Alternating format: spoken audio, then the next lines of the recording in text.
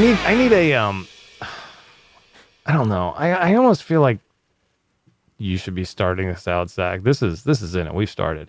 But I for cyclocross radio, I say hello. That's kind of an easy way to open up the episode. Isn't it hello cyclocross friends? Yeah, but hello gravel friends? The cyclocross friends was super organic, man. Yeah. Like that was so organic, like you cannot try to replicate that. So we need a hook for the GROADIO. I liked the Zach Bill. Okay. We need to think on it. Okay. All right. Maybe we can ask the panda. Yeah, well we'll just start again. We're gonna keep all this in here, but this is gonna be the official start, and I'll Zach. Bill. It's episode 3 of GROADIO. We're back. We're doing it. We're doing it. So our production rate is going down, though. We doubled it last time, and this time we've only increased by 50% since the last episode we've recorded. Yeah, man.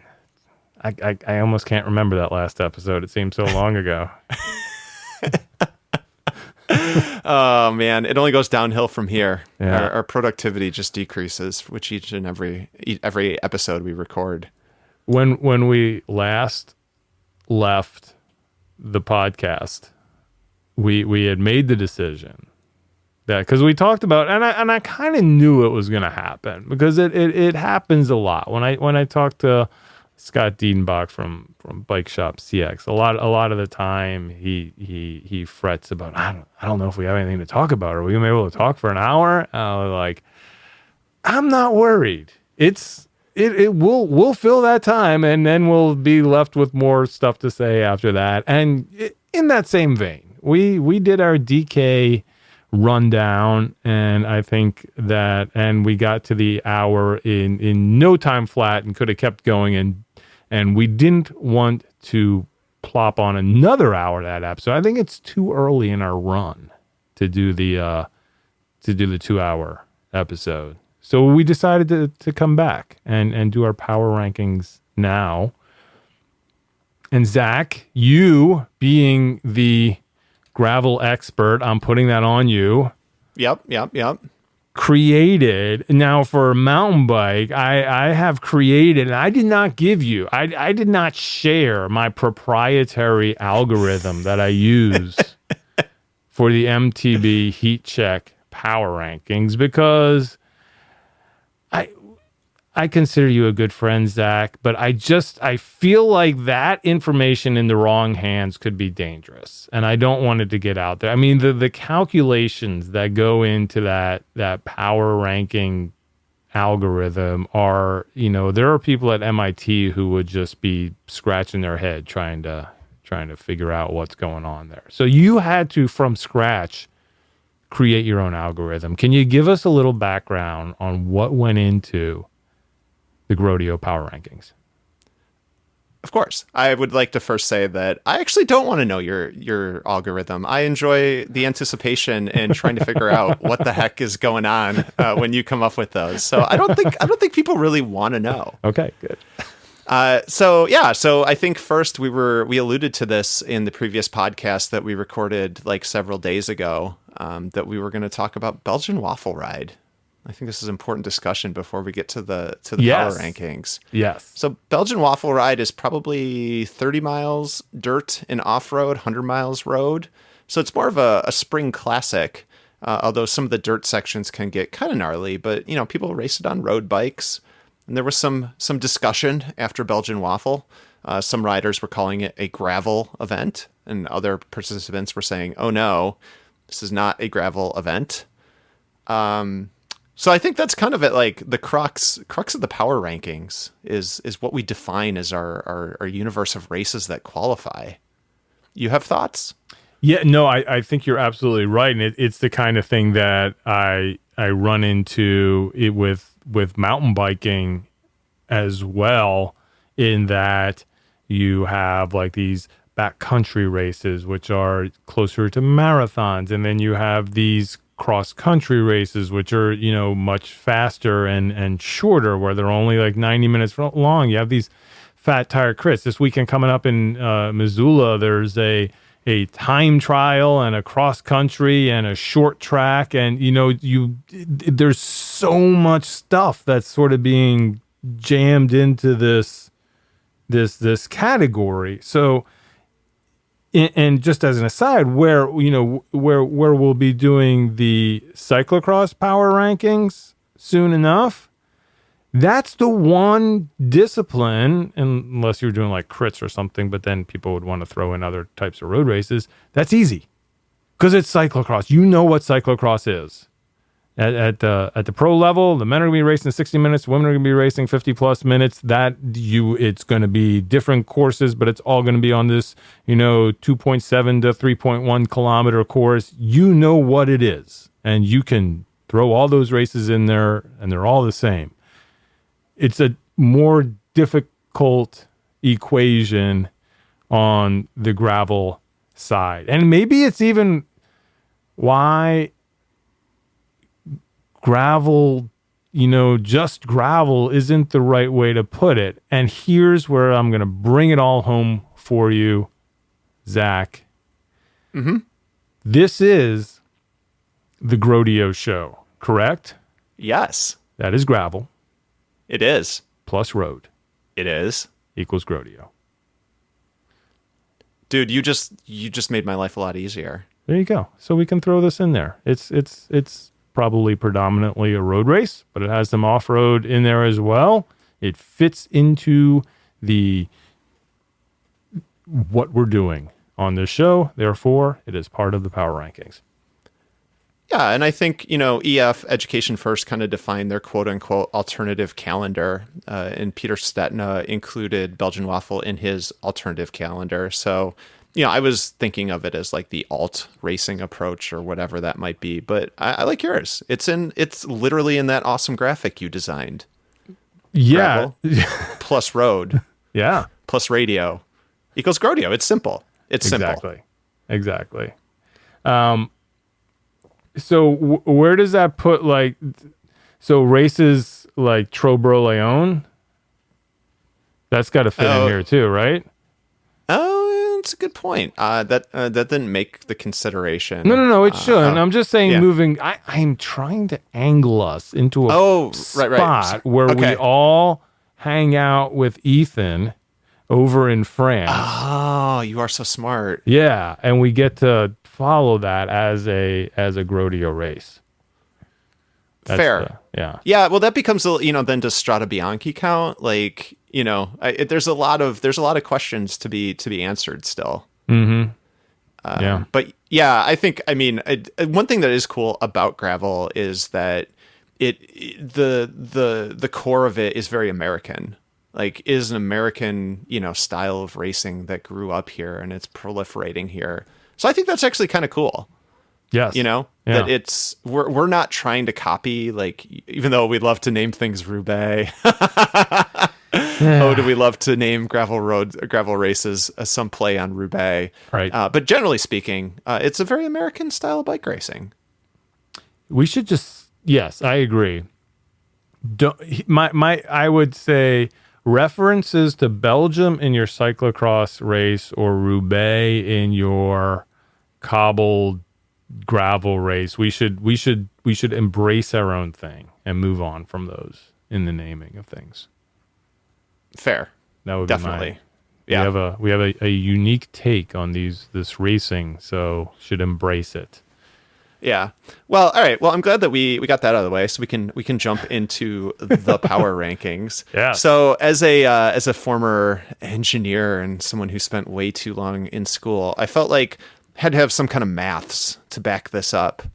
Although I was telling you earlier that I think the CX Hairs listeners are probably astute enough to note that before you get to the maths are one thing, but there's all the assumptions that you have to make before you get there.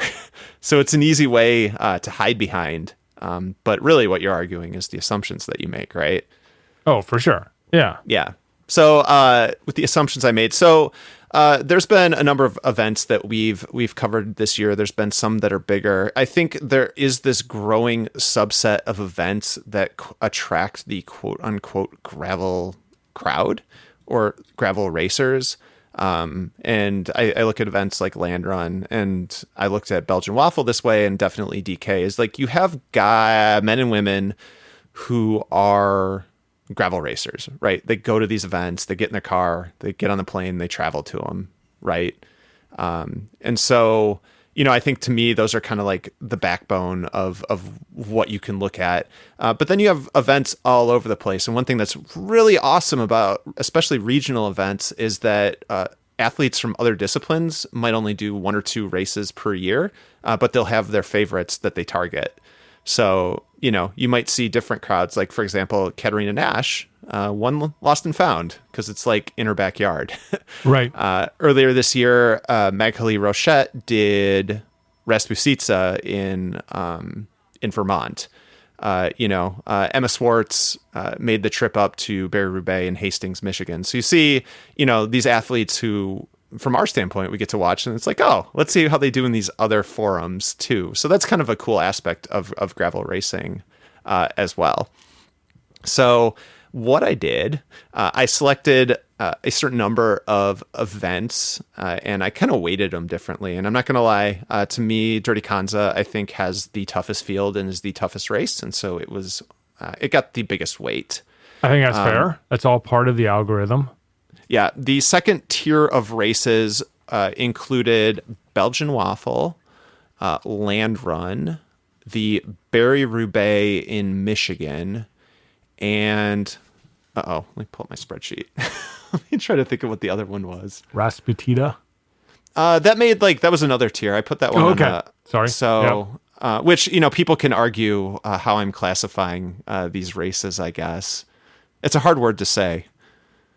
Yes. Rasputitsa, I don't know. Lost and Found was kind of the other one that made that top level. And so then the other 3 that I included were Boulder-Roubaix, Rasputitsa, and Paris to Ancaster. Yeah. So that was kind of the realm of events that I included.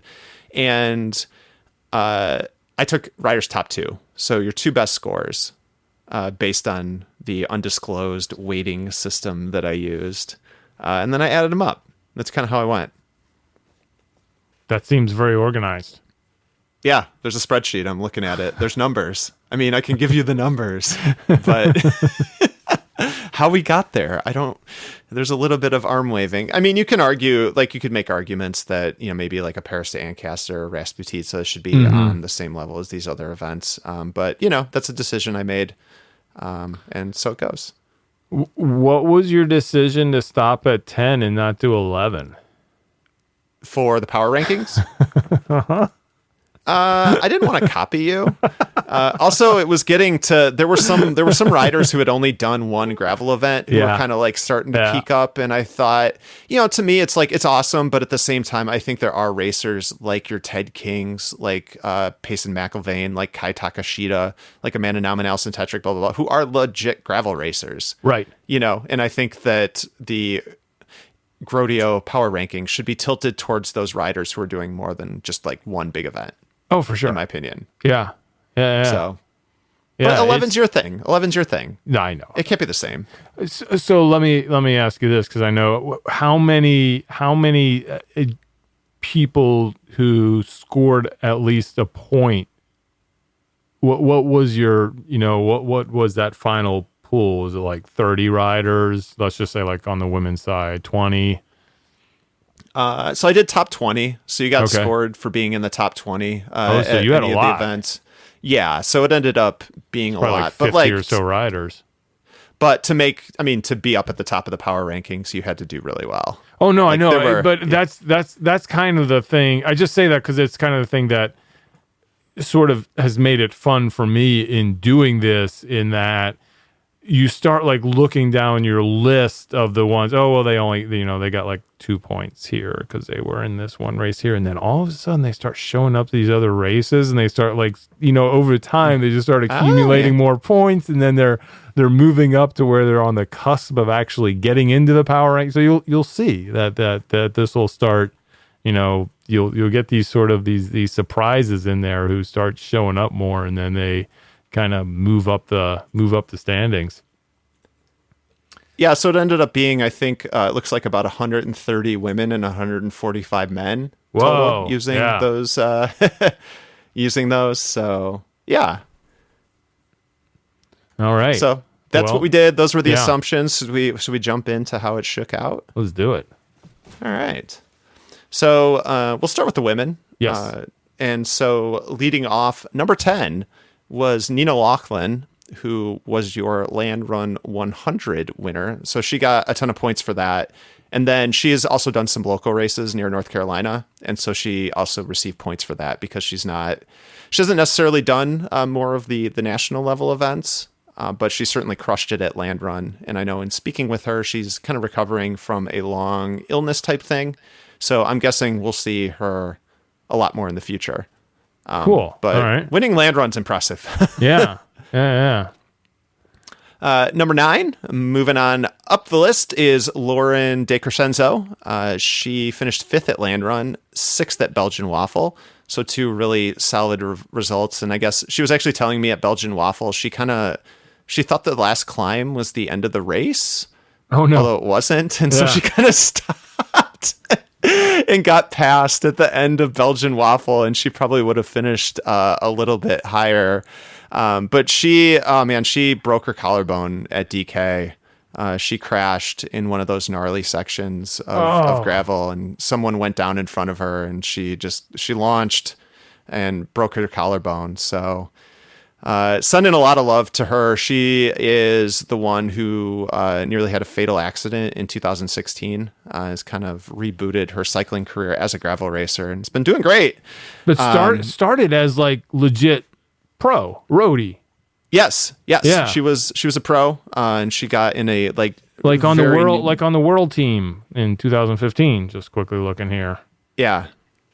So I mean, she is a strong rider, and she's kind of found gravel, and she's super fun. Is always really fun to be around. So I felt awful. Like at the finish, their team manager from DNA Pro Cycling was like, "Did you hear about Lauren's crash?" And I was like, "Oh no, oh no."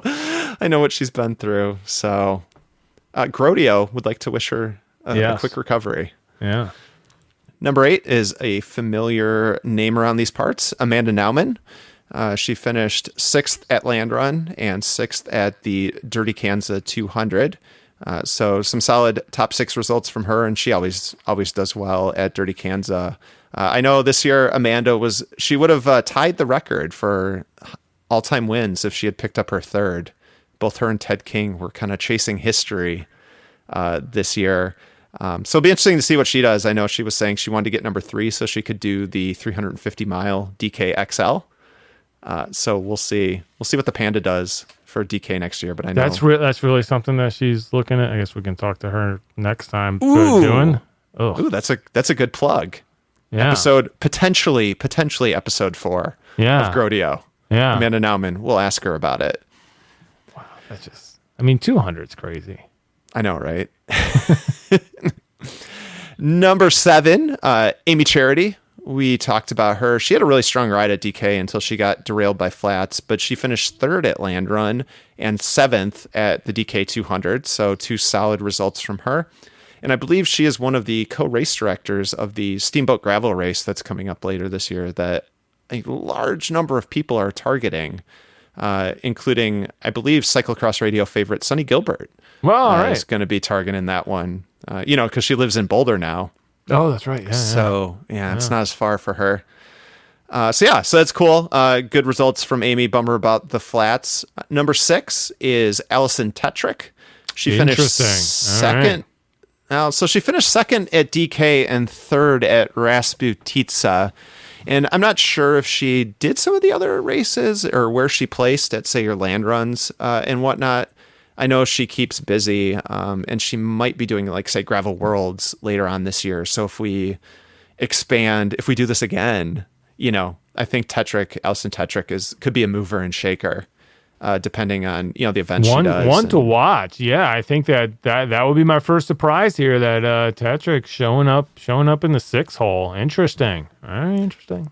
So number 5 really shows, I think, the bias in these rankings that I created by weighting DK so heavily. and by saying that DK is the most important. So number 5 was your pick to click, Sarah Sturm. Yes.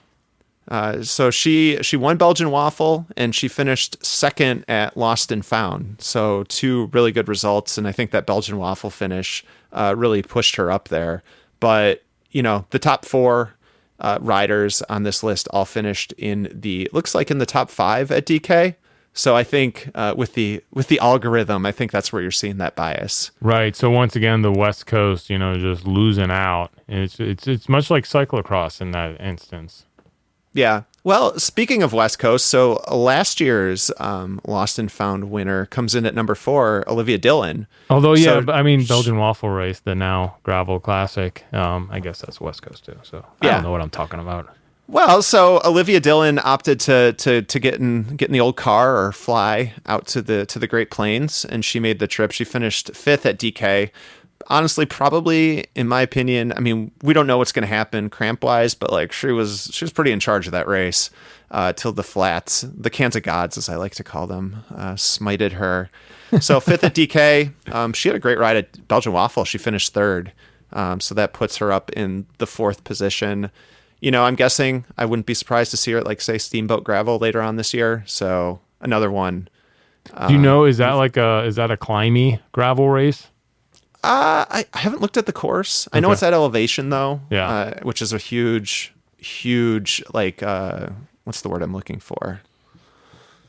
Advantage Equalizer. for people who live out there? Yeah. Yes. The answer to that is yes. Number 3, probably the biggest surprising new name, Sarah Max. She finished 3rd at DK 200, but she also finished 2nd at Belgian Waffle Ride. That's a good ride. Yeah. Yeah, she's one to keep your eye on. She hails out of Oregon, and so I'm kind of partial to her. She's a writer. She does some freelance writing. So, as a journalist, I was kind of rooting for her, for the fellow writer. And talking to her after the race, she started getting Steamboat. I think there's an Oregon Trail like gravel grinder, which is like a multi-day 500-mile race that's coming up. I'm guessing it's next month.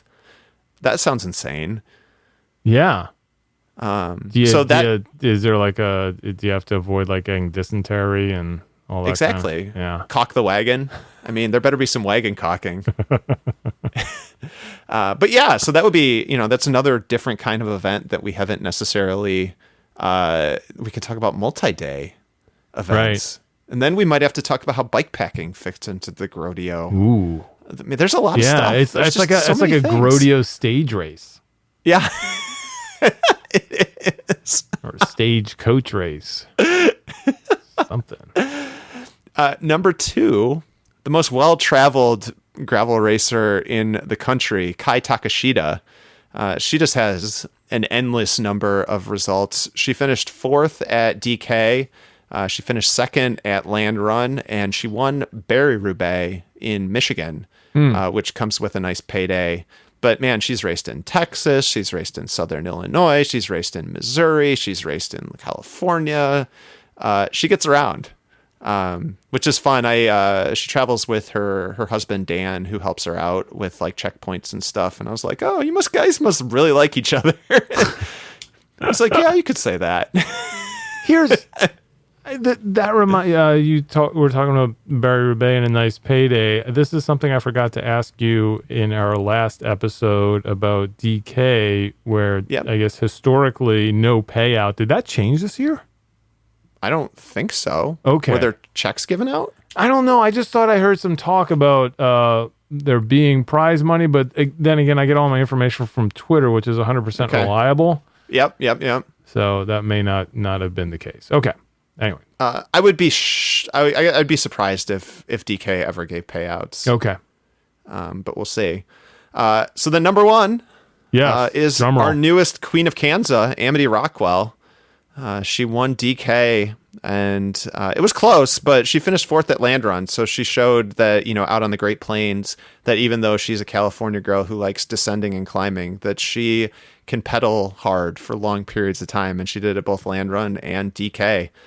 So she's number one. She's the queen of Kansas, and she's the queen of the GROADIO power rankings. Oh, here right. Post DK. Amity Rockwell, you're number one in the power rankings. Okay, this is going to be interesting as the season moves along here. I got my eye on Tetrick and Sturm.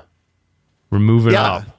Yeah, so we've got some more events. I mean, I know Crusher and the Tusher is at the end of July. Ooh, that that's has a big like one. update potential, and then Gravel Worlds and another one, Gravel Worlds and Steamboat, are on the same day in August. Ugh. So, there's definitely a GROADIO power ranking update, and then I have to figure out. Makes my life a little bit harder. It was easier doing it once. So I know. we'll see what happens. Look, but I got to deal with making the rule that only North American races count for the mountain bike heat check power rankings, and then all of those riders go over to Europe and do well there, and I don't know what to do. Yeah, wait till cyclocross season. Yeah, I know. Which I guess that's a good plug for what episode was it? Like 147 of Cyclocross Radio? Yes. 147, somewhere in there. Recently recorded. Largely Bill, unpacks the coming cyclocross season. Yeah. Boy, Tells you should everything you need to know. Listen to Zach and I on that one, and then I like wasn't done. Like I had more hand wringing, and I didn't want to inflict you on that, so I brought in Diedenbach to listen to me this week do this more or less the same thing. Awesome. Yeah, or maybe that was last week. I'm losing. I know, I'm right? losing sense of time in the podcast reality. Should we move over to the men? Let's move over to the men. This one was a little bit tougher. I think with the women, you see a lot of consistency, right? We talked a lot about these results are top fives, top sixes. Men was a little bit more challenging. I think consistency has been a little bit tougher to come by on the men's side. So we'll try to make sense of it and see what we can do. Kicking it off is, I know, a number 10, a Cyclocross Radio favorite, Dizzle. Drew Dillman. Yeah, Diz. Louisville's own Drew Dillman. Yeah, so he had a banger result at Land Run. He finished third. He made the final group with Payson McIlvaine and Ted King, and had a very slow motion sprint against those gentlemen, and ended up finishing third. And I don't know how he ended up at DK, to be honest. Do you have that open right now? Yes, I can go back and look at that. I can search by name. Ooh. Dizz. He finished. Did not finish. Ooh, he took a DNF, huh? Yeah. Oh, interesting. Well, his other result that put him on this list was he finished 14th at Barrier Bay. So wait a second. 201.5 miles, 13:03. Yeah. That's weird. They said DNF? It says it did not finish over here on the left. Oh. But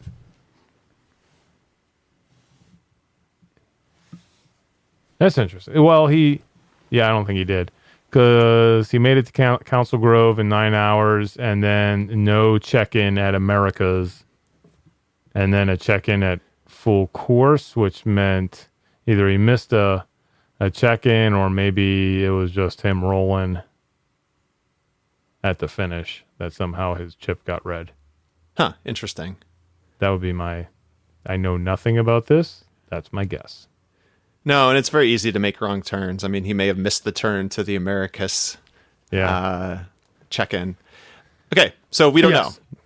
But Drew Dillman. Yeah, he had a long month of racing. He was out west. Yeah, you saw him at some mountain bike races. Yeah, he's out west doing the epic rides. He did Whiskey and Grand Junction, and then heading out to DK and did didn't he do the Belgian Waffle as well? I think he did, yeah. Yeah. So he's been putting in. I think for him, Kanza was the final one. So for this season, he's gonna need some time to recover. Yep, this may be his one and only time on the GROADIO Power Rankings. Coming in at number 9 is someone that I think has a lot of potential to move up. It's going to be Matt Stevens, who's kind of like, he's one of the original guys who traded a road career to be like, I'm a gravel racer. And I know he made that switch a number of years ago.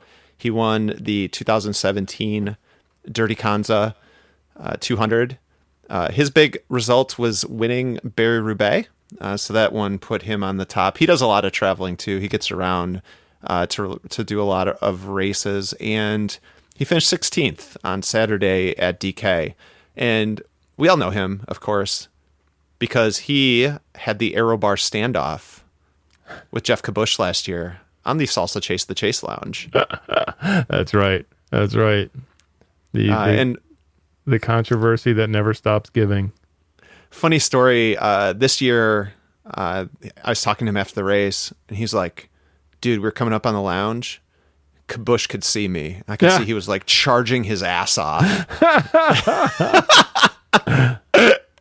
He's like, he didn't make it. I got there and out of there before Kabush could do it again. That is amazing. That's hilarious. So I thought that was pretty funny. It's almost too perfect. Race to the chase. Yep. Number 8, another cyclocross favorite, Michael Vandenham. Yes.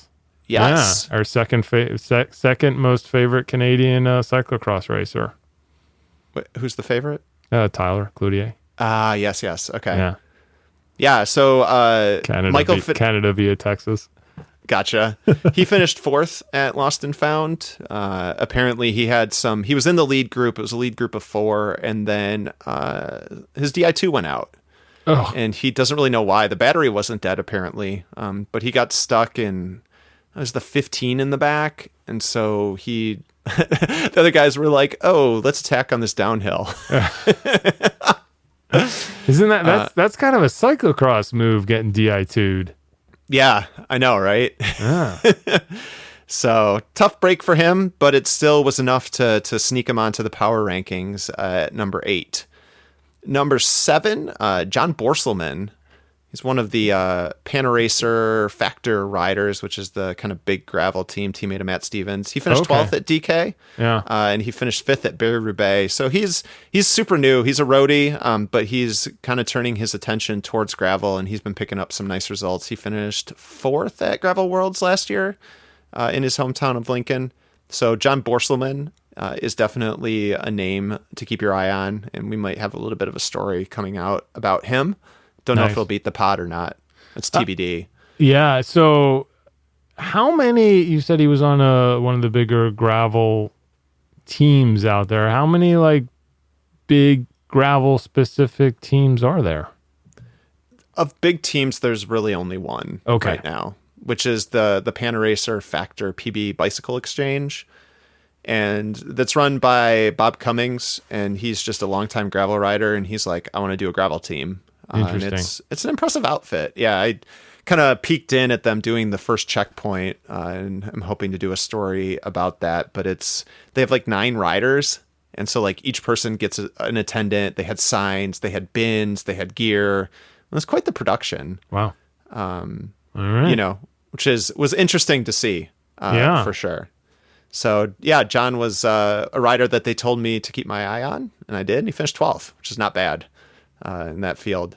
Number 6, another ex-cyclocrosser, Josh Berry. Yes. It's a deep cut. Yeah. From back in the junior cycling days. So I think he really had a breakout ride last year at DK. He finished 2nd.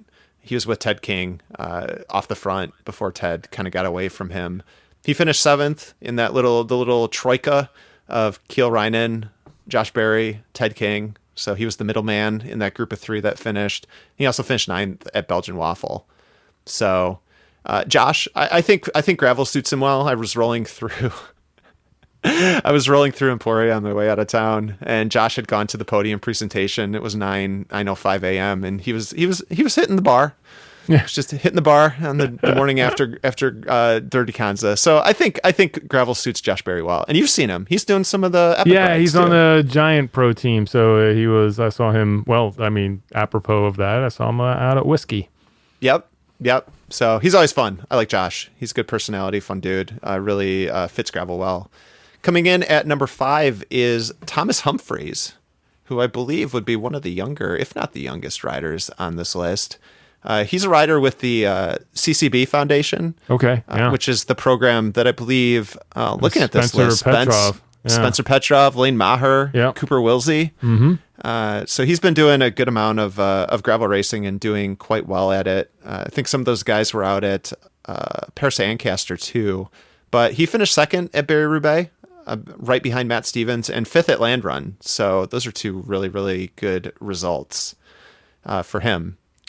Moving up, number 4, the King, Ted King. He's not the King of Kansas anymore. The former 2-time King of Kansas. He's had some really solid results. Second at Land Run in that sprint, third at Belgian Waffle, and then he finished 8th at DK. And he is getting, it speaks to you, he's getting into the race promoting business, Bill. Oh, yeah? This August. He's putting on a gravel race. Nice. Where is he doing that? Vermont. That makes sense. Yeah, so he moved back home. Him and Laura moved back home this year, and so they're putting on an event called Rooted Vermont. And they're it's called the Mullet Protocol, apparently. That's a thing in gravel now, apparently. What is that? Well, it's a race at the front and it's a party at the back. Got it. Okay. Which I think suits it really well, right? Like, yeah. You know, you're hammering, or you're just out there for a good time. You're taking those, stopping at the tequila rest stations, the Twizzler hand-ups, maybe just going to a bar. I don't know if one's nearby. Like, who knows? Just keep it fun. Doing some maple syrup shots. Yeah. So coming up on number 3, I guess this will tease it. This person made my notable mentions in the preview, and I was like, well, I really want to, I should mention him. You are stirring up some controversy. That's all I'm going to say before you get to these. Okay. Yeah. But yeah, I feel like, I don't know. His results haven't been super the best, and in chatting with him, he had some flat issues or whatever. But it's the new King of Kansas, Colin Strickland, only coming in at number 3. The first ever GROADIO power rankings, and you have the guy who won what you said is the heaviest weighted race. Coming in 3rd. Yep. Yeah, so he had he's been around. He's been doing a lot of races, but I think he did Belgian Waffle, had some flat issues. Which our buddy, actually, Will Matthews, was there and was kind of reporting on that. He was another one who's seen Colin race and kind of knows what he can do. And then he took 3rd at the Boulder Roubaix, which is a race we covered, and that was a pretty talented field. So that sneaked into the rankings, but only got him number 3. Interesting. So yeah, it's what it is. The numbers don't lie. The numbers don't lie. That's wow. All right. Well, and he is, you know, when like Steamboat rolls around, I'm pretty sure he's going to be a marked man. There's no rolling off the front and just being like, oh, we'll just let Colin go. You get to do that once. Yeah. Well, unless you're Matthew Vanderpool, then you just do it like. But I don't think they're letting letting him. They just can't stop it. Yeah, exactly. Yeah. Well, they will be trying to contain Colin Strickland if perhaps they can't stop him. That's all you can hope to do. It's all you can hope to do. That was Stuart Scott, right? Yes. Rest in peace. Yeah. Number 2, Payson McIlvaine, the stash. The stash, one of the stashes. Actually, our top 2 men both have stashes. Interesting. I don't know what that means. Yeah.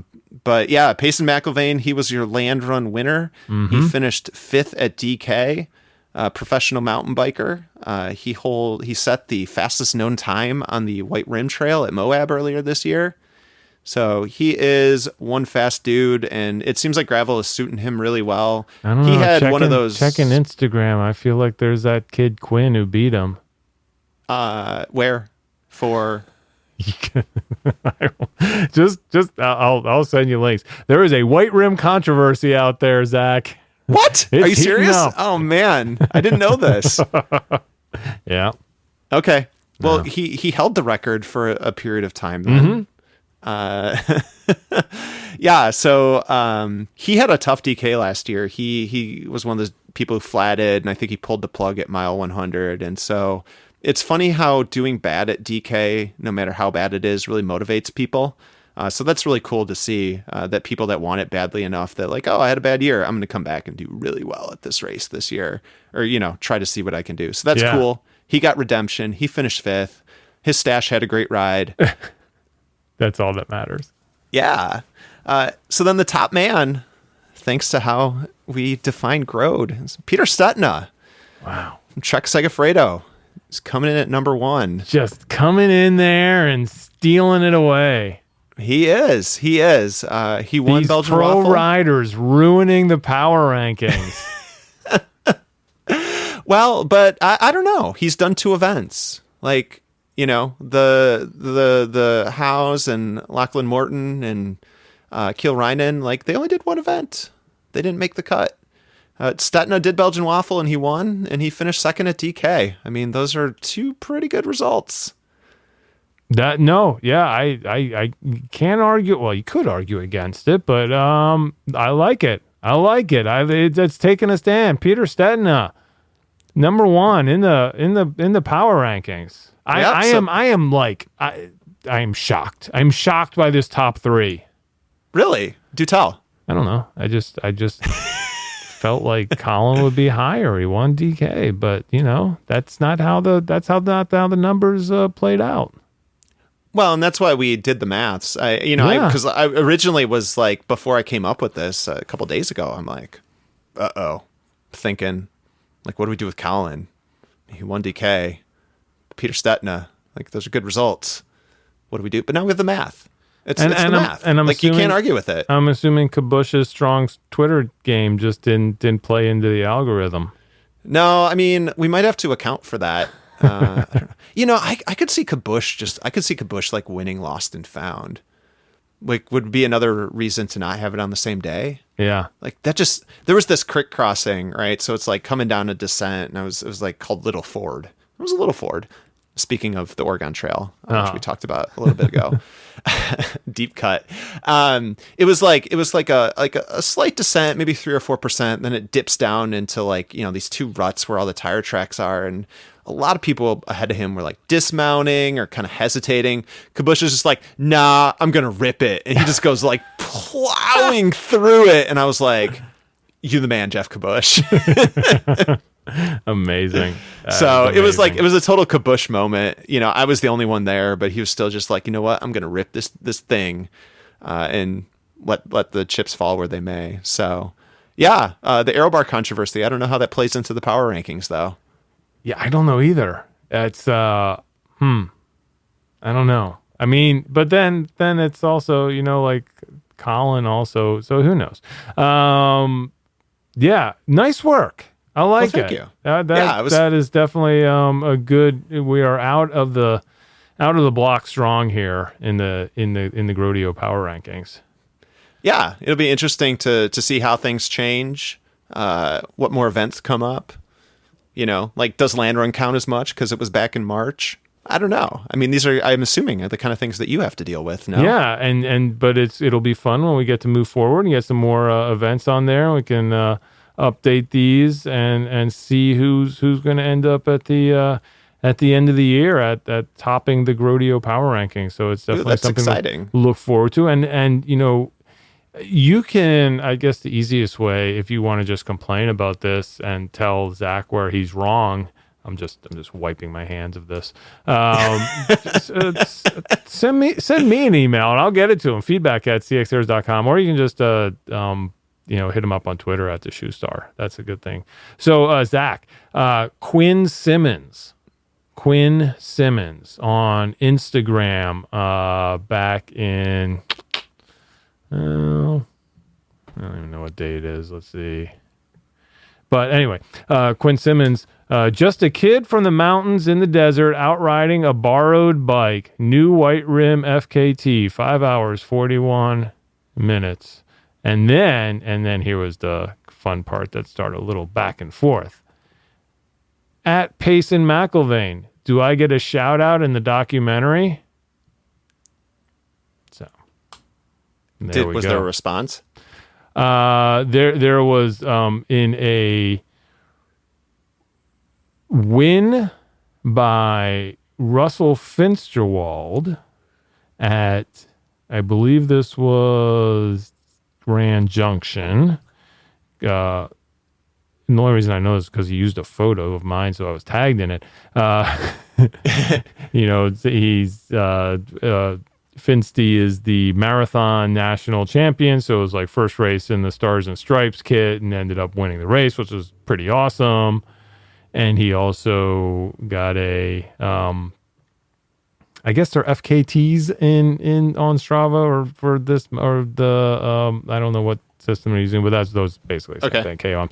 And Payson McIlvaine left a comment there, said careful claiming such things because he got this record for part of the course. He says Squin Quimmins might come out in a couple weeks and do it starting at the bottom of the windmill climb. So I think the controversy there is that he claimed to have broken this record but didn't start at the same place. And this Quinn Simmons guy is like a phenom. He's this kid that's like this road racing kid that's just like a monster that we're going to hear a lot about. But yeah, definitely. So then he responded, classy, good one. Remember, next year I won't be a junior anymore and will be allowed in your races. Maybe keep the smack talk on the DL, Payson McIlvaine. Whoa. Mm-hmm. I mean, yeah. Arrow what is... Right? Tame compared to what's going down on the mountain bike scene. Exactly. The white rim is where all the heat is. But like, he legit called them out. Yep. He just called them out. Yep. Wow. Yeah. Man. Stay tuned. Yeah. All the Twitter spats from DK just seem so pedestrian. I know. So polite. Maybe so friendly. Maybe Quinn will like get out there at DK as well. That'll be awesome. Uh-oh. Well, bring all of them together. I'm glad you brought this up. Yeah, it's now have my eye on him. Yeah. Well, you have your yes, you have your hand in the zeitgeist or whatever they say it is. That seems dangerous.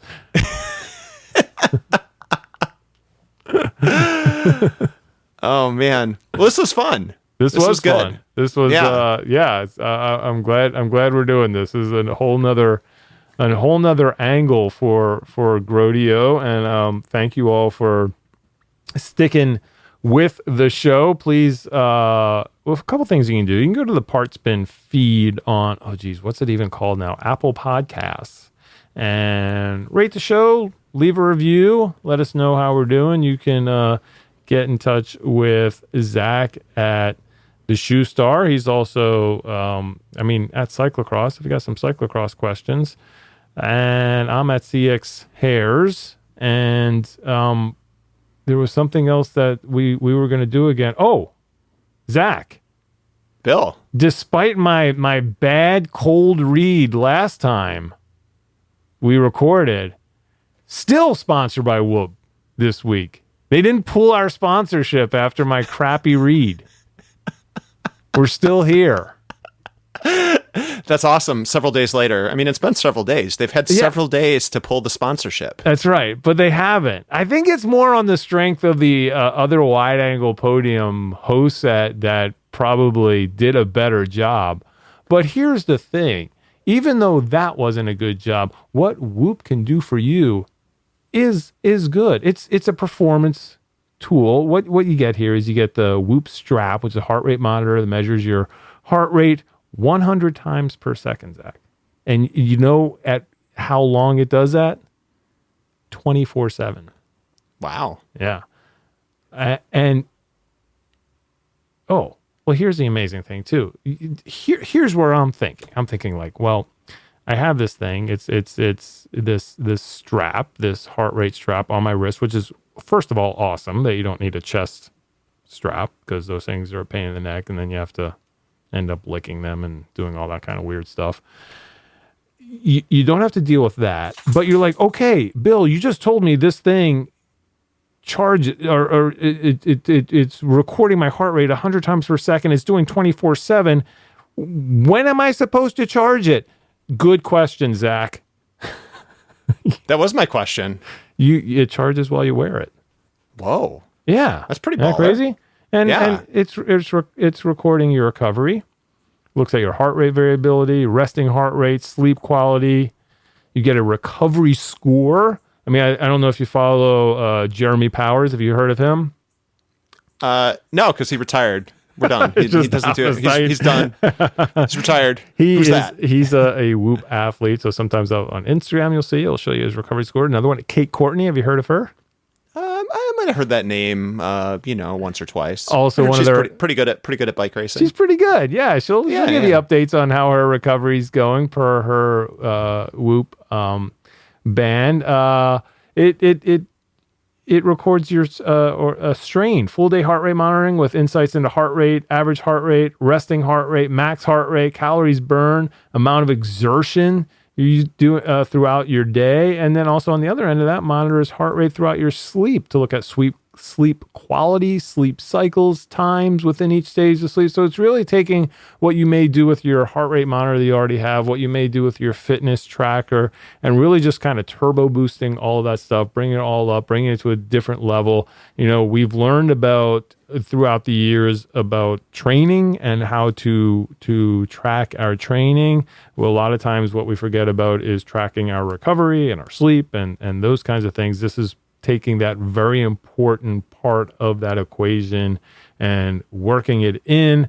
And since you are listening to this on the Wide Angle Podium Podcast Network, you get a discount from Whoop, and you can take advantage of that at whoop.com, WHOOP.com, 15% off for 12 or 18-month memberships. Just put in the discount code WAP, W-A-P. Zach. Bill, whoa. Can I make a request? Yes. I feel like, I don't know, for GROADIO, I have a second part to this, but I mean, it sounds like an awesome sponsor, but what are the chances of you getting the rights to Whoop? There it is. Man, wouldn't that be great? And so is there actually a Whoop? There it is. Or there was a Woot? There it is. And wasn't there a or is it Womp? Oh, it might be Womp. So shit. I think that makes it possible where we can do this. Oh. We're not infringing on anybody else's intellectual property because we're right smack in the middle, in the zeitgeist, if you will, between Womp and Woot. Oh, it's WHOOMP, so it's Whoop. Yeah. Okay. Yeah. The second actually is like as an athlete, like an amateur athlete, I'm fairly in tune with my, like your body, especially your heart rate. And actually, had a condition that I was diagnosed with because I was kind of like in tune with what was going on. So like a product like that sounds very appealing. Yeah. And the kind of thing that not just from an athletic standpoint, but from diagnosing other things that might be going on with you. I've seen it firsthand that being in tune with what your body is doing is like super important to your health. So cool. Yeah, I agree. It. Yeah. So this may be what you need to do. Whoop. CX. Oh no, not discount. Well, you know what? You can use discount code CX Harris too. It's okay. Nope. Nobody will turn you away. Get 15% off for that as well. And then we can get a leg up on those Bike Shop CX guys. Well, that's your own personal thing. I don't know about that. I don't know about that spat. So that's you. That's all you. I will pick a fight with anybody on this network, Zach. Okay. Well, it's all in the family, though. You might be just dragged into it unwittingly or unwillingly, but that's just how it's going. I'm sorry. Okay. I know. Good to know. Good to know. Good to know. I know you got this Midwest nice thing going on, but yes, that's all going to fall apart in the GROADIO world. Oh man, I'm looking forward to it. Awesome. Hey, let's do this again soon. This was fun. Hopefully the episode 4 that we've now gotten up to episode 4 will happen. Yes. And who knows what else will happen. Awesome. Until then. Cool. Yeah. Bye. Bye.